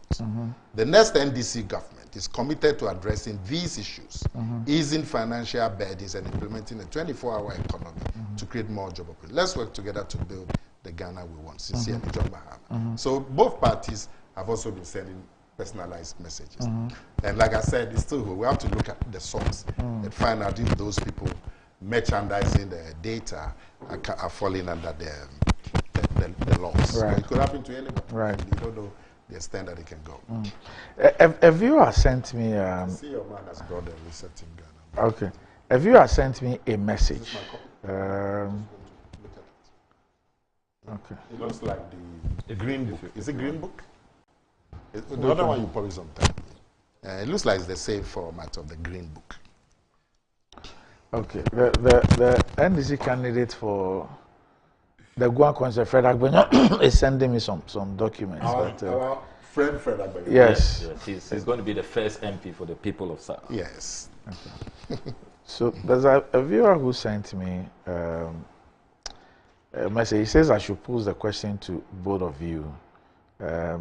He wants to find out if he has some remedies, if you can help him with that. He's talking about the fact that his vote has been transferred without his okay, so he says he says I'm very livid because my vote has been moved from cantonment where I've been voting since Adam to Kiseman without my consent. Now listen to an interesting one. He says, yes, I moved from cantonment to Kiseman because of school, but I have not sanctioned any transfer. Can you please ask your panel what rights accrue to me under this illegality and how the situation can be rectified if they were in my shoes? But how could this happen in the first place? Yeah, I mean, and there are many instances like this, many instances. You saw the press conference from the Honorable Atufosun's constituency. I have instances like that as well. The Honorable Haruna Idrisu has also talked about numerous instances like that. The Pusiga MP, Haji Aladi, has also complained, and they all have solid evidence to that effect. The EC has conceded that there are challenges with the register, and I'm surprised yesterday. And I'm surprised that a simple request for a forensic audit, they are refusing. I mean, this has happened before. You remember where the Professor Crabb, Justice Crabb, committee was asked to just look at the concerns and seek to clean up the register. The current Electoral Commissioner is so adamant. I mean, you wonder what she's hiding. There is a preponderance of evidence that this register is not clean, it's not credible. There are many, many constituencies complaining, many citizens who either are not finding their names or have been transferred elsewhere without their knowledge, like this viewer is talking about. And we are saying so that, listen to what the, have a forum for us to clean up the register, and they are refusing. And that is why yes. I fully endorse the demonstration on Tuesday. So listen to the EC. Point 11 of their statement says the Commission wishes to inform the general public that the voters' exhibition exercise is in itself is an audit. The exhibition offers an avenue for the auditing of the register. It unearths discrepancies and allows for prescribed legal processes to correct the discrepancies. Perhaps this is the first time the NDC has taken interest in the register. Otherwise, one would have expected them to call for such an audit of the 2016 register, which contained photos of plants and animals representing voters. This is the Electoral Commission speaking. How can you issue such a statement? I'm saying this is the Electoral Commission speaking. Let me repeat it again. It says the Commission wishes to inform the general public that the voters' exhibition exercise in itself is an audit. The exhibition offers an avenue for the auditing of the register. It unearths discrepancies and allows for prescribed legal processes to correct the discrepancies. Perhaps this is the first time the NDC has taken interest in the register. Otherwise, one would have expected them to call for such an audit of the 2016 register, which contained photos of plants and animals representing voters. It is important to note that contrary to what is being alluded, since 1992, the voters' register has never been audited. This is the Electoral Commission. You see, the Electoral Commission must recognize that without political parties, they don't exist. And their work is a constitutional mandate under the 1992 Constitution. And what is expected of them is professionalism, impartiality, fairness. They ought to conduct their operations in a manner that engenders confidence amongst the populace. And when they are communicating with us and with the parties, they do not have to exhibit such gross bias. I mean, this is a direct insult at the NDC. Yes, I read. I mean, how can you put out a statement saying that a whole political party, I mean, by far the most successful political party in Ghana's entire history, you tell the party in a statement that this is the first time they are taking an interest in an exhibition exercise? Is it perhaps?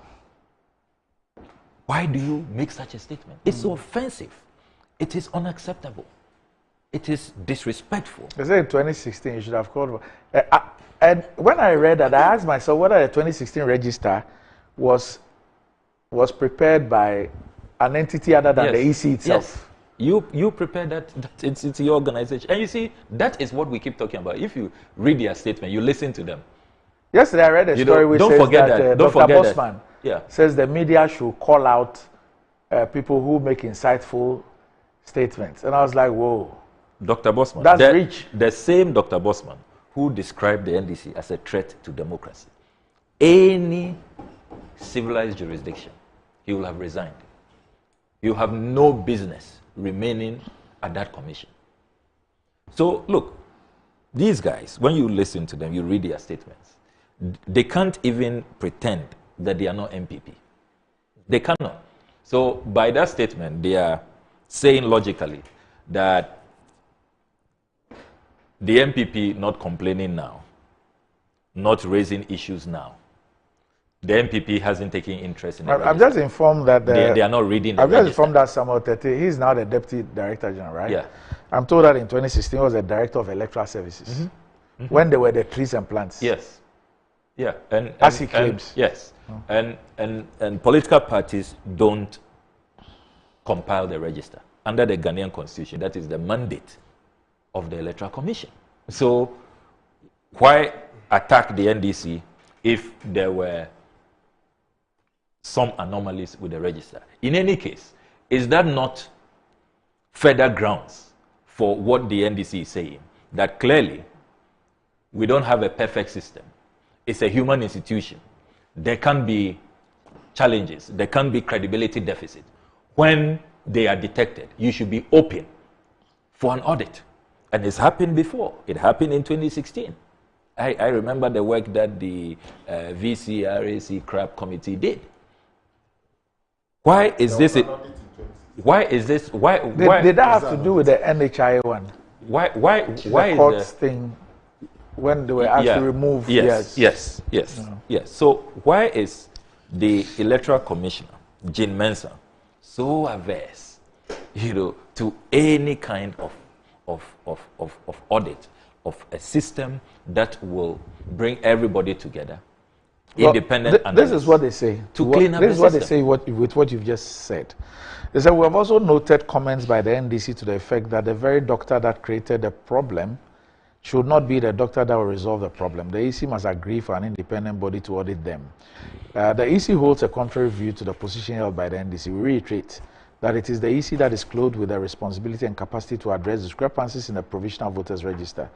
The Commission has been doing this since 1992. It has the experience to do this and does not require any external organization to do its work. So that's your response. This same EC has allowed for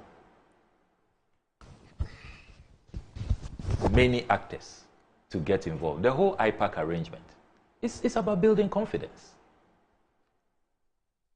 Previous electoral commissions could have said that, look, under the Constitution, we are an independent body, it's our mandate. We are not inviting anybody. Nobody is going to come close. We are not going to allow any third party to look into our work. But consistently... But this EC has said same in the past. But consistently, we have allowed the whole IPAC arrangement. It's become a convention. It's not by law. But it has helped to bolster confidence. And that's the point we are making.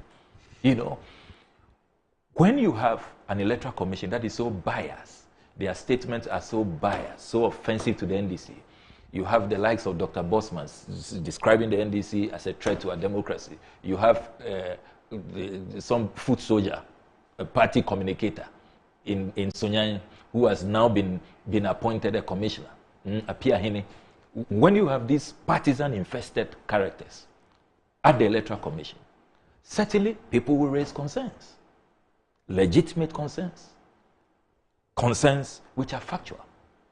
And that is why I am going to urge the good people of this country to participate in Tuesday's Enough is Enough. Look, we've had enough of this belligerence, this bellicosity. We've had enough of this nonchalance. We've had enough of this clear bias, issuing rude statements, being condescending, being so discourteous, being so condescending. We've had enough of all of that. They serve us. They serve the Ghanaian people. It's the Ghanaian people who have mandated them to carry out this duty, even though some of them have no business being appointed there because they are clear partisan hacks. Absolutely no business. Clear foot soldiers who have no business being at the Electoral Commission. Be that as it may, we are going to assert our right. And it's not the first time that there will be demonstrations. You remember the Let My Vote Count group? I'm told the leader is now the MPP parliamentary candidate in Nkoko. Was it that a street protest that they use water cannons on Ochiridaku? Was it the same? Yes. There have been many street protests. President Mahama set up a probe into the police action. I remember my CJ participation. You remember Daniel Furiata, who died shortly after. He was beaten to pulp. There was actually, was it DCOP Ufuri? I forget the name, who said that he was actually looking for John Mahama. You remember? That it was John Mahama. He thought John Mahama will participate in the demonstration. No, they're talking about the CJ, the one Daniel Furiata was beating. Okay. Well, I thought we were talking about that. And never recovered. No, I thought you want to take us into demonstrations where... No. Because you mentioned, I just want... Where people have been beaten or have been harassed. In this country, we've had so many demonstrations. Yes. So, and all kinds of CJ... Okay, I thought you had forgotten. I thought you had become blurry. I'm trying to identify the particular demonstration. That's why I'm reference. I'm discussing a demonstration that is yet to occur. No, you brought Tuesday's demonstration. Then you see, because your mind is so fixated on equalization, everything you have to equalize. You must go back, go into history. You know, I don't know if you want to be a history professor when you retire from politics. The fixation. We are talking about. Look, our demonstration hasn't even happened. We are talking about Tuesday's demonstration. I thought he was analyzing your comments. You know, and then. But questioning my integrity. I'm making my comments based on my objective. But you're here. As soon as he had demonstration, he had to look for opportunity to equalize for a demonstration which has not even occurred. You know, where is the equalization? Most shocking. How many times did you score an equalizer during your football days? He had mentioned, I hope you are listening. Yes. He had mentioned a particular demonstration. Yes. And I'm saying there have been so many demonstrations in this country. There's been AFA, so I lose count. Yes. But when they mentioned Electoral, I wanted to identify it by asking is that the particular one when it's happening. Yes. That's all. Okay. Then he said this is equalized. I don't understand. Okay. I haven't mentioned the NDC. Okay. You're talking about the police action. Okay. How is that? I don't understand it. That's why I'm saying, please, rein him in. So everybody knows that your equalization is really just out of control, and you just have to rein yourself in. But the point I'm making is that, look, we've had enough of this posture of the Electoral Commission. I will call on all Ghanaians to join us on Tuesday. We're doing it across the regions. It's going to be next Tuesday. Next Tuesday, from 8 a.m.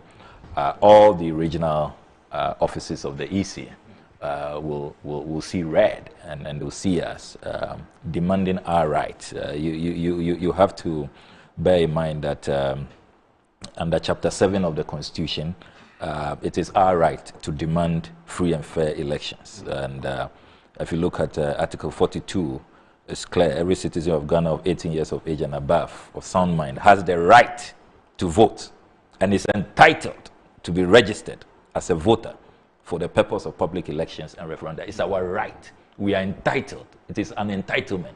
So if we see that you are putting together a register which is not credible, which will affect this fundamental constitutional right to be registered, to vote, something we are entitled to, you don't joke with constitutional rights.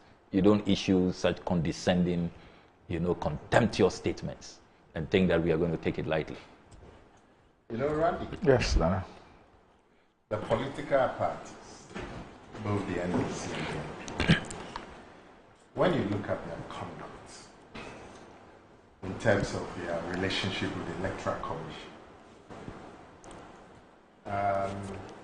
there's no glory.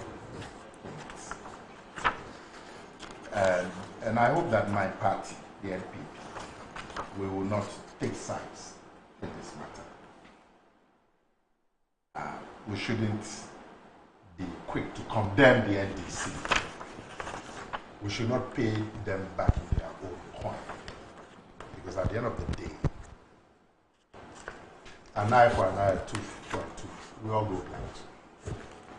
So the NPP, I would prefer my party, doesn't take sides. My party should urge consensus build on both parties, both the NDC and the Electoral Commission. Because we've had a situation in this country where, depending on whether a party is in a position, they support the Electoral Commission or they attack the Electoral Commission. I mean, the Electoral Commission cannot be wrong because you are in opposition, or they cannot be right because you are in government. We shouldn't entertain that culture because we are all together in this political game. Can you imagine a situation where the NDC pulls out of elections for December? Even Jerry Rawlings, who fancied himself as an absolute ruler, when the NPP didn't take part in the parliamentary elections, look at the debt that it brought. And Jerry Rawlings had to bend backwards to make concessions, electoral concessions, just because the NPP didn't take part in the parliamentary elections in 1992. Can you imagine? What elections are you going to hold in this country without the NPP or without the NDC? So, really, we need both of us to sustain the democracy that we have. This business of you are bad because I'm in opposition or you are good automatically because I'm in government, we should look at it. And Randy, you remember some of these issues that the NDC is raising today, audit and all of that. There were issues that were raised in 2016. Now I have some of the reactions of the NDC. Ofosu Ampofo, who I think was there.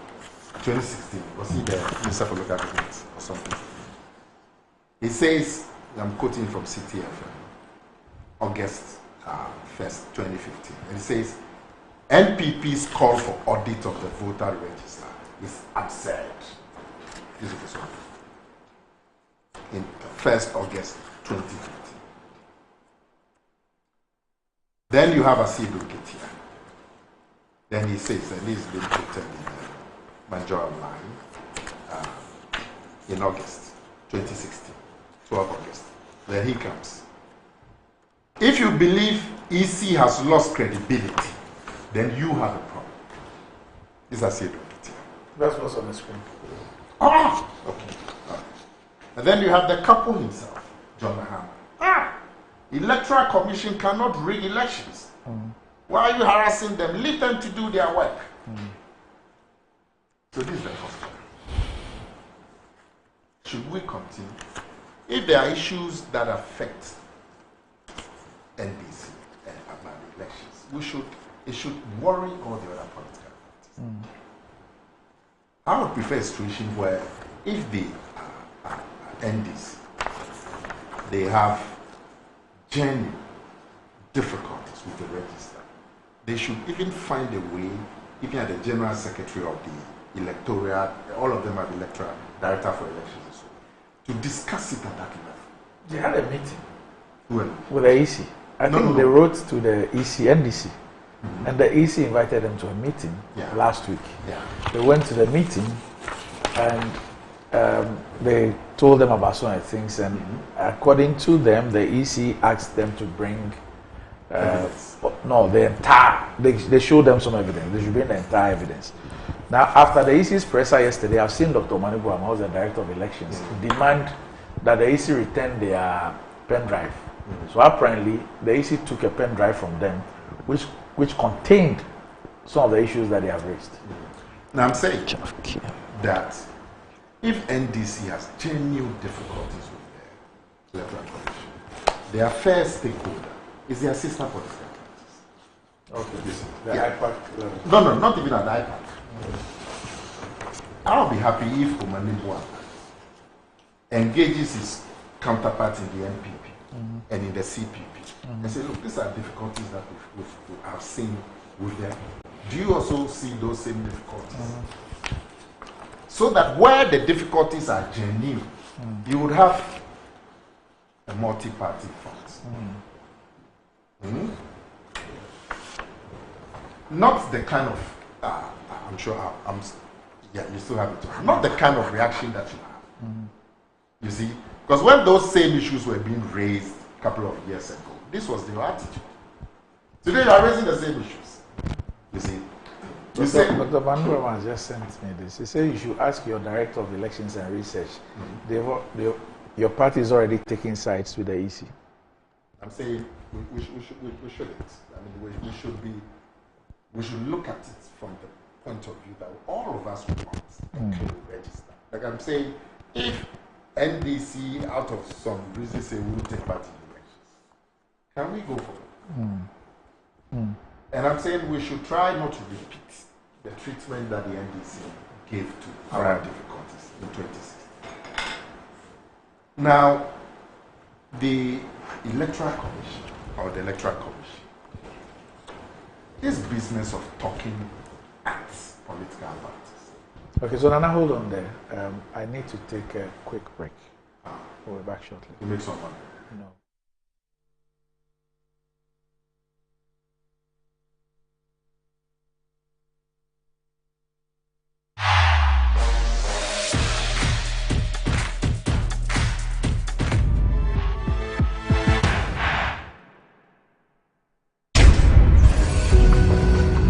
Do you know someone who's making a difference in your community? Someone whose selfless actions and dedication to helping others deserves recognition? Then it's time to celebrate these incredible individuals on MTN Heroes of Change. It's time to nominate those selfless individuals to win ones and other cash prizes and be crowned MTN Hero of Change. You can also nominate a blogger or someone in the digital space and any of the media houses to win our new category of Digital Hero and Media Hero of Change. Just fill an online nomination form at mtn.com.gh or send a WhatsApp with a 1-minute video of your nominee's project on 055-141-1122. Deadline for nominations is 18th October 2024, so don't waste time. Nominate your hero now. MTN Heroes of Change. Be the change you wish to see. Experience the enhanced protection of Star Motor Third Party Extra from Star Assurance, an enhanced motor third party insurance policy that provides cover for loss or damage to your vehicle's windscreens, side mirrors, back glass, and other glass components. Whether it's a crack or major damage, you can drive with the assurance that your vehicle is well protected. Our commitment to you includes affordable coverage options and a claims process that is both fast and straightforward, so you spend less time dealing with paperwork and more time on the road. Also, we have proudly partnered with Hope for Little Lives, an organization dedicated to supporting children in need. By choosing Star Motor Third Party Extra, you're protecting your vehicle and making a positive impact. Every policy you buy helps bring joy and support to children in underserved communities. Reach out to us now on our toll-free numbers 0800-177-177 or 0302-245-906 to sign up. Let us help you drive with peace of mind and purpose. Star Motor Third Party Extra. Drive with confidence, give back with heart. Star Assurance, your solid partner. Using Coa Mixture, Coa Plus Mixture, and Coa MT Mixture, brought to you by Coa Research and Manufacturing Limited Company, proudly made in Ghana, formulated to support your general well-being. For those seeking immune system support, there is Coa Plus Mixture. Support your body's defenses and stay strong. When it comes to combating malaria, Coa MT Mixture will aid your treatments. For effective relief from malaria symptoms, try Coa MT Mixture. Coa Mixture, Coa Plus Mixture, and Coa MT Mixture are not recommended for pregnant women, lactating mothers, and children under 12 years. Always take a malaria test before using Coa MT Mixture. Choose Coa Mixture, Coa Plus Mixture, and Coa MT Mixture for your health needs. Available now at pharmacies nationwide. For bulk purchases, contact 0244-726611 or 0591-565-778. This advert is in today's modern world, stairs are a challenge, especially for our elderly and those with health concerns. Navigating them can be difficult and even dangerous, but there's a safer way to move vertically. Lifts and Elevators Limited Company, your answer to a more accessible and secure vertical transportation. Our elevators and escalators, including top-of-the-line pneumatic vacuum elevators. Conditions apply. Regulated by the Gaming Commission. Welcome to